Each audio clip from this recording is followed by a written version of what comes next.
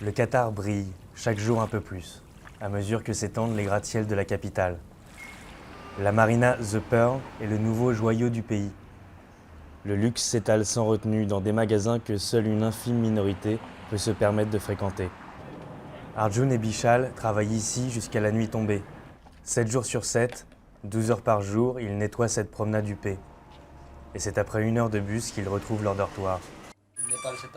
Quand nous sommes arrivés du Népal, on nous a entassés à 10 dans cette chambre. 8 dorment dans des lits et 2 par terre. Ils avaient signé un contrat plein de promesses au Népal. Mais dès leur arrivée, leur passeport était confisqué et leur salaire revu à la baisse. Les rouages de l'exploitation sont bien rodés.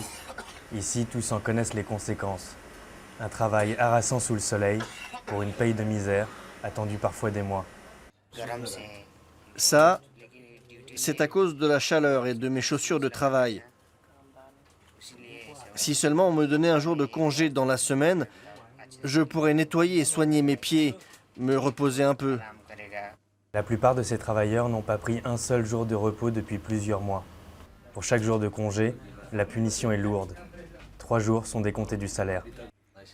Si on avait su qu'on travaillerait pour une entreprise comme celle-là, on ne serait jamais venu. On était venu pour gagner de l'argent, mais on ne gagne rien. Alors on mange du riz tous les jours et c'est pas facile. On travaille parce qu'on n'a pas le choix. On est comme des esclaves. Chaque jour, de nouveaux migrants viennent grossir les rangs de la main-d'œuvre. Ils constituent déjà plus de 80% de la population du pays. À la périphérie de la capitale, une ville dortoir a vu le jour. Des habitations collectives qui s'alignent de rue en rue, par centaines. C'est ici que survivent les bâtisseurs du Qatar. Eux, ils travaillent sur les routes. Et ces deux-là, ils travaillent sur une tour, ils construisent un grand hôtel pour les étrangers qui viendront à la Coupe du Monde. Ces Kenyans font partie des moins chanceux. Logés à 15 dans cette chambre, sans douche et dans des conditions d'hygiène indécentes. Ils se sont lourdement endettés pour venir. Malgré des années de travail, ils n'ont toujours pas les moyens de payer le voyage qui les ramènera au pays. On n'arrive même pas à mettre de l'argent de côté.